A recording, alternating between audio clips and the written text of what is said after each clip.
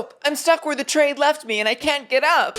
Hey y'all, it's me, Bustana, and welcome back to my channel. Today's video is gonna be a little crazy because the MIB versus Willam situation just got worse. We've got MIB versus Willam Dramageddon Fallout follow-up post to cover. Say that 5 times fast. Plus a new sub-feud in this larger drama involving Eureka, who entered the ring this past week and had some pretty heated exchanges with Mistress. Plus we got a follow-up from Krystal Versace and some light tea concerning Naomi Smalls, which we'll take a look at first. Let's get into it. First up, Naomi Smalls versus Werq the World. So Naomi has had a working relationship with Voss Events, a drag queen tour, show, and management company for many years now. A company who not only represents Naomi Smalls, but who also has booked her in their Werq the World tour for the past 7 years. And side note, if you haven't seen this show live, it's basically a variety show featuring many of the popular queens from Drag Race, and in my personal experience, I've always found it worth attending when I have the chance. However, Naomi posted a photo on Instagram the other day with a rather mysterious caption reading, "Hello world, unfortunately, I will not be working the world with Voss Events this year for reasons I can't share, not my choice. After 7 years and countless stages, I will miss my girls backstage, the crew, and you in the seats." And elsewhere on the Voss Events website, we can see the official Werq the World tour announcement for 2025, which includes queens like Betty, Jimbo, Georges, Kim Chi, Jada Essence Hall, Vanessa Vanjie, Anya Nerve, Derek Barry, Jimbo, Morphine, Jada, Roxxxy, Sasha, and also Anya for the second leg. Notably missing Naomi, of course. What her post actually meant, though, I think a lot of us still don't know, because Naomi is still listed as being represented and as bookable talent on the Voss Events talent page. And so I guess we are all kind of wondering, did Naomi have a falling out with Voss? Another queen involved in the tour? Does she have a different working commitment?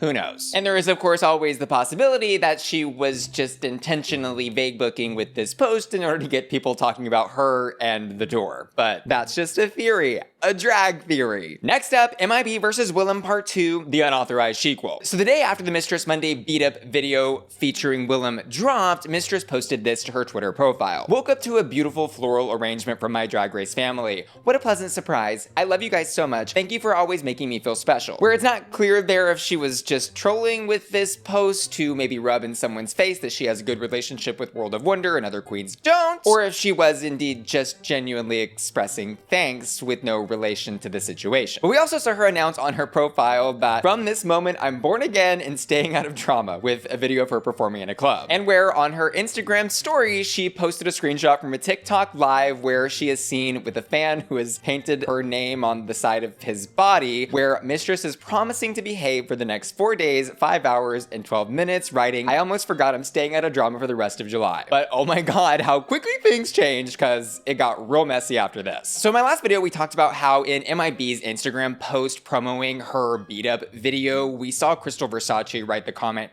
"Get her, Jade." And where we saw Willam respond not to Krystal directly, but in the comments of this same post, writing, "My favorite part about this post is that the Krystal Versace took time from pumping her chin to say, 'Get her, Jade.' This from the girl who sold a single-digit number of tickets to her show at the Clapham Grand, so World of Wonder had to film her at a group tour show to make it look like her tour was sold out. I forget if it was 7 or 9 tickets, but she knows, and so do all the other UK queens." And while Willam's response to Krystal was arguably a little nasty and unnecessary, Krystal took a much softer approach, where on her Instagram story a couple days later we saw her write this, "Fortunately for me, I have no need nor desire to try and tear others down in order to create success. Success doesn't come naturally, but only after experiencing failures. Enabling young audience to view failing as something to be scared of isn't anything I'd ever do. I actually encourage it so that you can succeed even more. Better luck next time." And this is the part of the video where the drama starts to get a little bit ugly, so buckle up. Several days after both the MIB Beatup and Willam Wednesday video had dropped on YouTube, Willam posted a video promo for her video on her Instagram profile with the caption reading, "This Wario's mother looking human-sized Labubu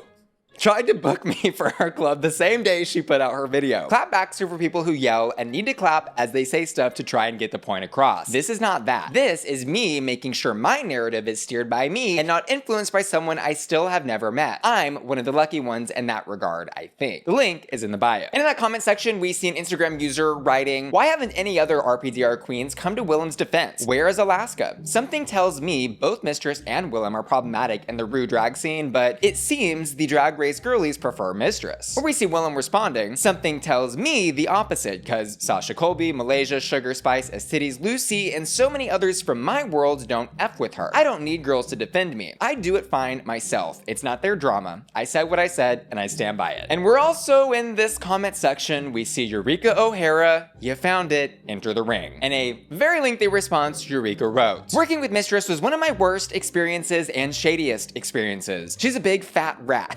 Pretended to be my sister to cover her ass until the fans were fully on her side and she stopped picking up the phone as soon as she accomplished her evil intent. She's a true villain that must secretly be in a lot of pain. So Willam, you win. Period. I'll never forget when I was struggling to get ready for Canada versus the world, you opened your wardrobe to me and kindness." At Mistress Isabelle Brooks, however, promised me she was sending hair and a costume continuously to a point I counted on things from her, then she went MIA when I confronted her on the show. She said she'd send me the wig, never did, and then wore the costume she was sending me on Drag Race. It's a twisted kind of weird. The worst part is when I did do her Mistress Monday and she booked me for the gig. I was communicating with her about what I was personally going through at the time, and she exploited that weak time in my life for her own gain. The sad part is I gave her advice on how to get on Drag Race and fully have supported her, and she's been nothing but a manipulative, needing the spotlight big girl, but not so big girl now. I've experienced girls like her before this franchise, so at times I think I deserved it, but no longer when I see things like this. It just reminds me that you have to voice the truth so that other people realize that just because they have popularity does not make them good people or right. And by the way, in that comment, Eureka is talking about a Mistress Monday video she did with Mistress, where Mistress basically went through every controversy Eureka had been involved in and made her talk about it. And I would personally say when I watched that video, I felt like these two had reached a commonality and understanding, but there was a bit of a fallout after where Eureka was very unhappy with how some of what she said in the video was portrayed. For example, after the Mistress video went live, Eureka posted this on their Twitter profile. "Y'all, this video with Mistress was hard to watch. I actually am not mentally in the best place in my life as I navigate my transition. I don't think this video was done to appreciate me, but to laugh and poke fun at the struggles I've had because the fans will come to watch the messier things are. I appreciate the moments I saw real growth in myself, and I appreciate the connecting with Mistress even though I don't like her, and she still owes me a wig and a dance costume she promised me, but I love my big girls." But this beef for how the video made Eureka feel was ultimately seemingly resolved in a positive manner, where we saw Mistress take to Twitter to explain to everybody there were apparently 2 separate phone calls where she showed Eureka the video in its entirety and asked if she had any changes or concerns, and where Eureka did apparently ultimately work through her feelings regarding this video, posting an overall positive message on her Twitter following all of this up, writing, "I really have to say Mistress has a brand to her channel and it is successful. She noticed I was uncomfortable and she did everything she could to ease my nerves. In the end, when she heard me out, I could tell she was quickly turned the energy toward assisting me. That's when I was reminded of the incredible heart she has." Where she went on to write about how she was thankful to Mistress for including her in the video, and how she even acknowledged that she was glad Mistress spoke to her on the phone and continues to answer her calls even when she's not at her best. And so we can see across Eureka's various posts regarding Mistress, her opinions on her have changed wildly. But Willam did jump into her comments and reply to Eureka on her post, writing, "Sister, I've had a gazillion chances and flops and cancellations and I deserved every one. It's about surrounding yourself with good people who share your visions and putting up with more W's than L's. I'm texting you right now." But next we've got Mistress's response to what Eureka said. And before I read through her response, which includes screenshots of text messages with Eureka exposing some interesting behavior, I do want to quickly say if you want to help support the channel, you can always join my Patreon by clicking the link below, and or DM me on Instagram so I can send you my spicy link where I post exclusive spicy content. See you there. But on to Mistress's response, which was on her Twitter profile. She wrote, "Once again, a public statement deserves a public response. You bitches are so weird. Let's tell the people why I really ghost you. All you do is beg me for money and drain my energy like I'm supposed to be your crutch. You created your bed, now lay in it. At Eureka O'Hara. To be honest, your actions trigger me and remind me of the addiction that runs in my family, so I do my very best to avoid any interaction with you. I guess I'll be the bad guy for that. P.S. These messages are from after we filmed 12/29/24, and they already paid her for the gig and extra for the video shoot." Where to this post, she attached a screenshot of the comment Eureka left on Willam's video and included screenshots of her apparent text message thread with Eureka. In the first one, we see a message coming into Mistress's phone that says, "Are you up?" Where Mistress says, "What's the tea?" Eureka then says, "Girl, I'm stranded. Can you send me $50 to get home? Long story. I'm stranded and can't Uber from Henderson. My plan is to post a video about my writing and our love, etc. No drama, by the way. I just needed to process it. I need to be mindful of how I respond. I get reactionary too. I'm stuck where the trade left me. Where there's a photo of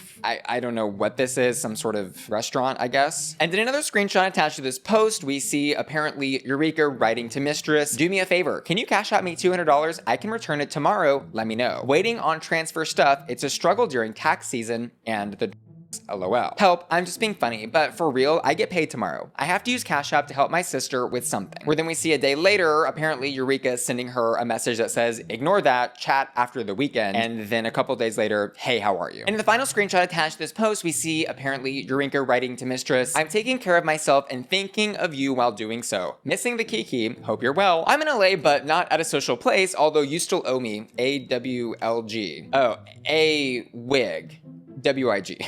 I want a fresh Mistress wig. LOL. Hey puss, how is she? Well, darling sister, what a pleasure sharing some moments with you and getting to really get some help from you. Just wanted to thank you for saving me a couple of times. I'm no longer in Vegas and on my health journey with my transition. I really appreciate the moments you helped with money. I guess I'll buy a wig someday. Good luck at the finale filming. You got some good juju coming your way from here. I'll do a protection spell for you once I'm 100%. Take care of yourself. And unfortunately, at Eureka's expense, the I'm stuck where the trade left me thing is kind of becoming a meme on Twitter, and where we're even seeing queens like Plain Jane jump into the joke with a post on her profile writing, hey Corey King, are you up? Can you Venmo me $13 for some Wendy's? I'm hungry and the trade left me stranded, long story. Anyways, in response to Mistress's post with all the screenshots of the text message threads, we see a queen named Meatball who co-hosts Sloppy Seconds with Big Dipper write, this is gross. As a person who's had addiction issues and has dealt with it in my family, posting publicly someone's low point, no matter what they've said to or about you, is gross. Be the bigger person. And Mistress responds to Meatball's reply with a post to her profile writing, they being a grown person does not allow them to learn the lessons needed and face the reality of their actions. I appreciate your sentiments, but I have no desire to allow someone to talk recklessly about me and spew blatant lies to spread their false narrative about me. Why are we babying grown adults? If you truly care about someone and their growth, you hold them accountable and treat them as you would anyone else. Where we then see an ex-user respond to Mistress writing, pay her no mind, she's the bouncer at Precinct Bar, and where Mistress says, hey, although I don't agree, we're grown and we're allowed to express our differing opinions. No love lost, I still really enjoy Meatball. Where we then next have a response to Mistress from Eureka on her ex profile. Your selective screenshots just prove I thought you were my sister. I would go through and pull screenshots and do this fight thing with you, but you're blocked. I really hope you grow up and use your platform for more than you're using it now. At Big Fat Rat.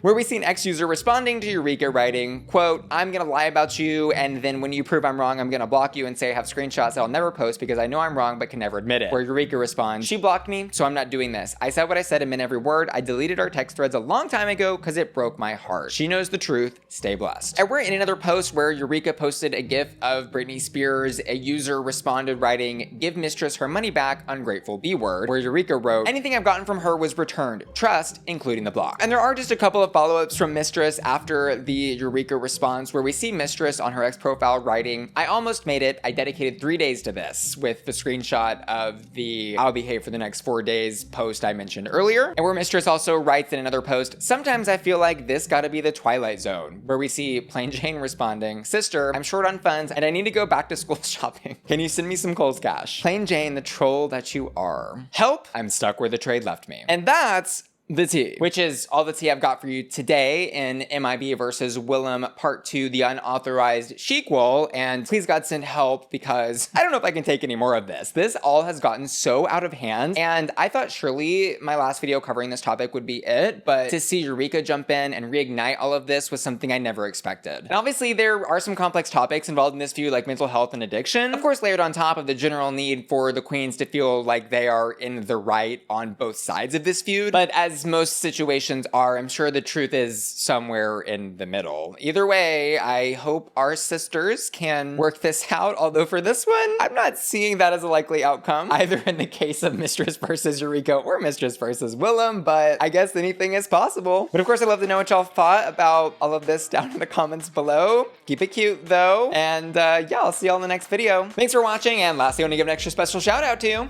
Ashton, Todd Loves Cayenne, Felicia, JBR, Laura, Matthew Burns, Meatball, Minst, and Will and Tanner, who are all supporting me at my Bussy Queen Collector tier at patreon.com. See you later. Love ya. Bye.